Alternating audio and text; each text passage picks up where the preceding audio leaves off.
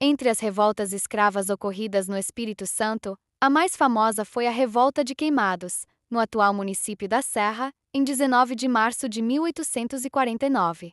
O palco desta revolta chamava-se São José do Queimado e toda a história gira em torno da construção de uma igreja para a região. Determinado dia surge um boato de que o frade italiano Gregório di Bene havia prometido que o negro que ajudasse a edificar uma igreja naquela região teria como recompensa a alforria no dia da inauguração da igreja. O resultado foi que durante um ano, escravos trocaram dias santos e domingos, folgas do trabalho, pela empreitada na igreja. Ao término da obra, os escravos cobram do padre a sua promessa. Ele não podia cumpri-la, pois não tinha autoridade para tanto. Então os escravos iniciam uma revolta pela liberdade e destroem a igreja. De Vitória sai um destacamento militar para abafar o levante. Aproximadamente 200 negros estavam envolvidos, dos quais só seriam capturados 41. Os escravos capturados foram processados, 6 foram absolvidos, 25 condenados a açoites, e 5 foram condenados à morte, considerados os líderes do movimento. Eram eles, Elisiário, João, Carlos, João Pequeno e Chico Prego, sentenciados ao enforcamento. Na madrugada de 7 de dezembro de 1849, 5 presos evadiram-se da cadeia, entre os quais Elisiário, João Pequeno e Carlos. Segundo José Roberto Pinto de Góes, doutor em História pela UF, enquanto os réus condenados à pena capital esperavam a resposta do imperador ao pedido de comutação da pena, os demais iam sendo levados ao açoite no cais da alfândega, em público espetáculo. Mas não todos. Manuel, escravo do engenho Fundão, o primeiro a ser visitado pelos insurgentes, ingeriu grande dose de cal de parede na prisão e morreu. O crioulo Sebastião atirou-se ao mar quando era conduzido ao cárcere. O corpo só foi encontrado dias depois.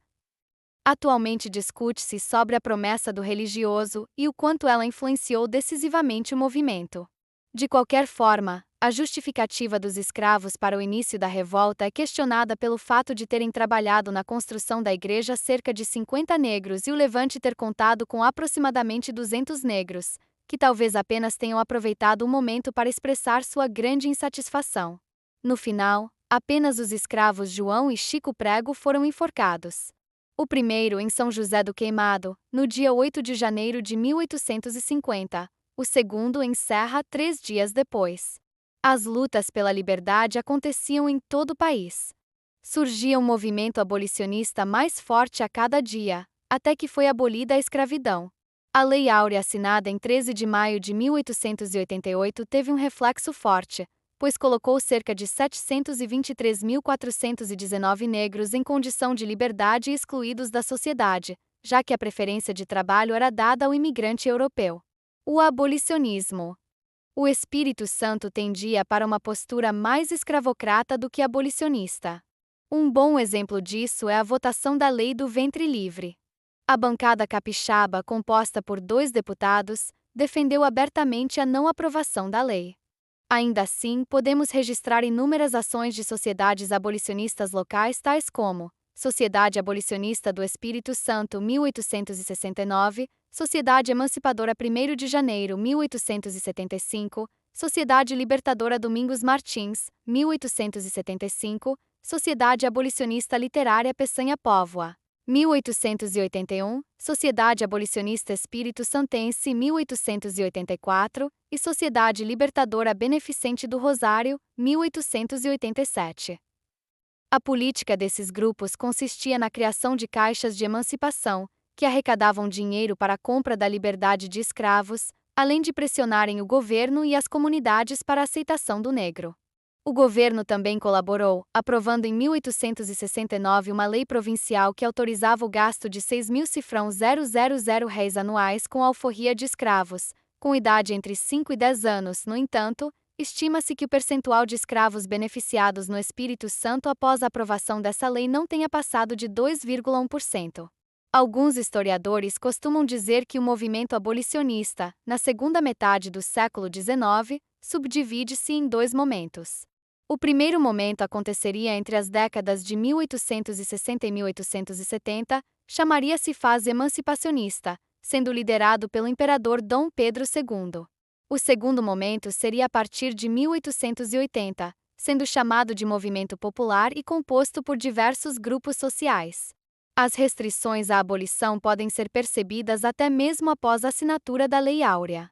A Lei Áurea foi assinada no dia 13 de maio de 1888, chegou ao Espírito Santo no dia 14 e o jornal A Província do Espírito Santo só publicou a lei no dia 16. Nos primeiros momentos pôde-se constatar tanto a felicidade dos abolicionistas e escravos quanto a decepção por parte dos proprietários desses escravos. Pouco mais tarde, o problema de adequação destes novos homens livres na sociedade seria um problema de todos. Ainda discriminado, mesmo livre, o negro vai ser marginalizado e em grande parte ainda vai continuar, por muito tempo, ocupando a base da pirâmide social brasileira, e assim vem acontecendo até os nossos dias. Os proprietários mais lesados com a abolição foram os da região sul do Espírito Santo, pois era o local de maior concentração da produção e, consequentemente, o de maior demanda de mão de obra. A herança negra. A sociedade brasileira é formada por um verdadeiro caldeirão cultural, afinal são séculos de miscigenação vividos entre negros, índios e europeus. A herança deixada pelos negros em nossa sociedade está expressa nas artes, na culinária, no artesanato, na linguagem, na religião, no folclore, enfim, em todos os campos da nossa vida cultural. No Espírito Santo, o sincretismo também marca a sociedade, expresso nas festas folclóricas como o Ticumbi, no norte do estado, nas bandas de Congo do litoral, cada dia mais prestigiadas, e nos jongos e cachambos no sul. A religião sempre foi palco das expressões e das necessidades humanas, englobando as vivências de vários grupos. É o caso da Umbanda, Quimbanda e do Candomblé, religiões africanas que se adaptaram ao catolicismo para conseguirem sobreviver aos dogmas do cristianismo. Ainda contamos com grupos de negros que se converteram ao cristianismo e passaram a adotar essa nova faceta com grande veemência. Um exemplo deste fato no Espírito Santo está ligado à devoção a São Benedito, Santo Negro, assim como os escravos. No século XVIII, Vitória contava com duas irmandades devotas de São Benedito. Uma se reunia no convento de São Francisco, onde a imagem de São Benedito era venerada, apelidados de caramurus. A outra era a Irmandade de Nossa Senhora do Rosário dos Pretos, reunidos na Igreja do Rosário e apelidados de peroás. Nos festejos, cada grupo tentava sobressair confessando os milagres recebidos, promovendo procissões e agitando os fiéis com as bandas de Congo, que eram comuns nas festas da Puxada de Mastro e na Folia de Reis em Vitória, como também em todo o país. Comunidades negras e brecha camponesa.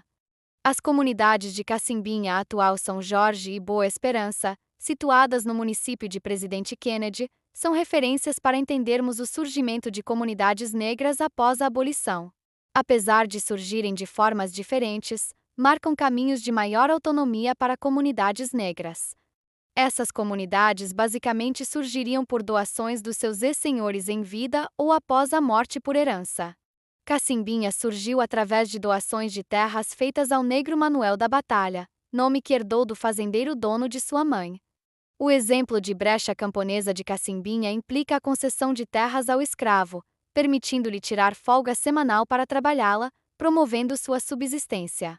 Esse era um mecanismo de controle e manutenção do escravismo, que barateava seu custo à medida que ele criava sua subsistência, diversificava a produção e servia como válvula de escape para as pressões da escravidão, pois distraía a atenção da brutalidade escravista e prendia o escravo à fazenda. Já a comunidade de Boa Esperança teve sua origem por meio da aquisição de terras por um negro chamado Manuel João Ferreira, proveniente até onde se sabe de Campos dos Goitacazes, Rio de Janeiro. No Espírito Santo trabalhou como madeireiro e na usina Paineiras, produção de açúcar em Itapemirim, assumiu 4 companheiras que ocupavam terrenos, que são basicamente o território de Boa Esperança, legalizados na década de 20. Com a morte de Manuel João em 1963, seus descendentes dividiram o território, o que acabou com a condição de sobrevivência em comunidade camponesa, gerando a necessidade de busca de trabalho e êxodo rural.